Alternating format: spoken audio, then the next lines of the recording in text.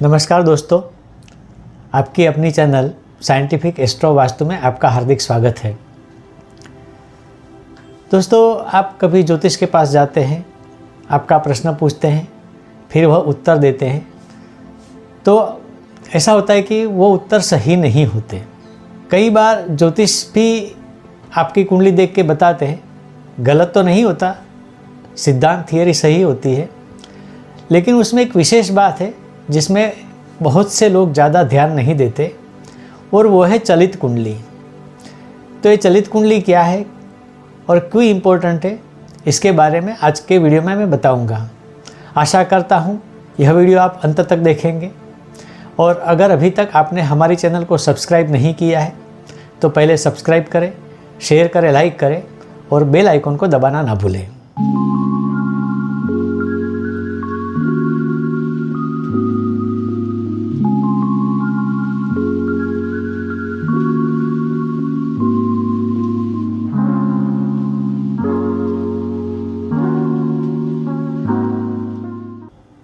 आपने सुना होगा लग्न कुंडली, नवमांश कुंडली और बाकी की कुंडलियाँ होती है, लेकिन लग्न कुंडली के पीछे पीछे चलित कुंडली भी होती है।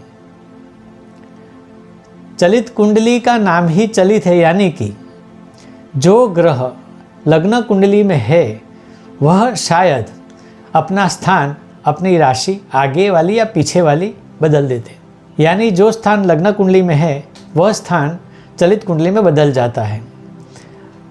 ग्रह या तो आगे के स्थान में जाता है या तो पीछे के स्थान में जाता है।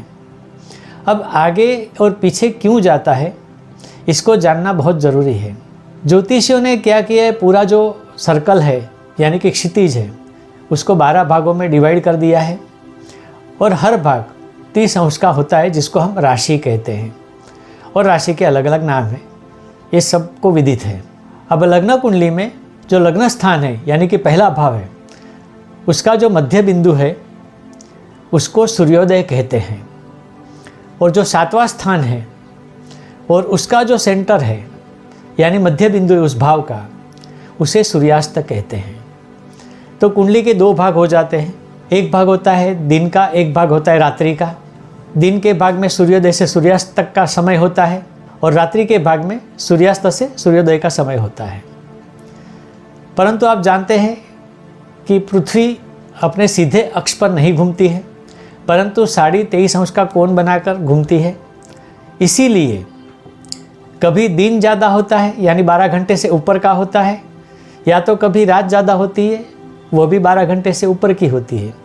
लेकिन जब दिन बड़ा होता है तब रात छोटी होती है, और रात बड़ी होती है तब दिन छोटा होता है, यानी कि 12 घंटे का अंतर नहीं रहता।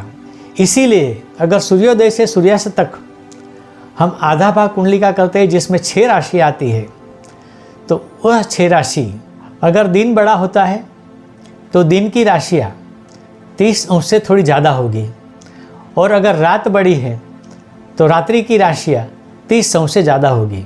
वैसे वर्षा जब रात्रि बड़ी हो तो दिन की राशियाँ 30 अंश से कम होगी, तो ये चलता रहता है। इसीलिए हकीकत में राशि कभी भी सही में 30 अंश की नहीं होती, उसका मेज़रमेंट कम ज़्यादा हो जाता है। इसीलिए उस हिसाब से एक कुंडली और बनाई जाती है, जिसमें बॉर्डर पर रहने वाले ग्रह यानी कि राशि की शुरुआत में और राशि के अंत में जो ग्रह रहते हैं वह चलित कुंडली में अपना स्थान, अपनी राशि बदल सकते हैं। इसका मतलब यही हुआ कि जब चलित में ग्रह बदलते हैं तो इसकी इफ़ेक्ट आप जो फलादेश करते हैं उसके ऊपर आ जाती है, और अगर फलादेश में इसका ध्यान नहीं रखा तो फलादेश गलत हो सकता है। इसके लिए सिंपल सिद्धांत है कि जो ग्रह चलित में आगे वाले स्थान में जाते हैं वह ग्रह अपना फल बढ़ाते हैं, यानी कि ज़्यादा फल देते हैं, और जो ग्रह चलित में पीछे जाते हैं तो वह ग्रह अपना फल कम कर देते हैं। इसीलिए ध्यान में रखना है कि आगे जाने वाला ग्रह अपना फल बढ़ाएगा और पीछे जाने वाला ग्रह अपना फल कम करेगा। अब सवाल ये है, अगर आपने बताया है कि आपको अच्छी नौकरी मिलेगी और जिस ग्रह के आधार पर आपने प्रेडिक्शन किया है अगर वह ग्रह चलित में पीछे जाता है तो जो जातक चाहता है, जैसी उसकी इच्छा है वैसी नौकरी इसको कभी नहीं मिलेगी। और अगर वही ग्रह चलित में आगे जाता है तो जो उसने सोचा है उससे भी कहीं ज़्यादा उसको अच्छी नौकरी मिलेगी। यानी जातक जो भी प्रश्न पूछता है उसके लिए जो इच्छा है उसकी वह ज़्यादा होगी या कम होगी, पूर्ण होगी या अपूर्ण रहेगी, यह आप चलित कुंडली से देख सकते हैं। तो जब भी फलादेश करना हो, चलित कुंडली बहुत इम्पोर्टेंट है, उसे देखे बिना फलादेश करना गलत बात है। आज के वीडियो में बस इतना ही, परंतु याद दिलाता हूँ, अगर आपने अभी तक हमारी चैनल को सब्सक्राइब नहीं किया है तो पहले सब्सक्राइब करें, शेयर करें, लाइक करें और बेल आइकन को दबाना न भूलें और आगे आने वाले वीडियो का इंतज़ार करें। तब तक के लिए नमस्कार।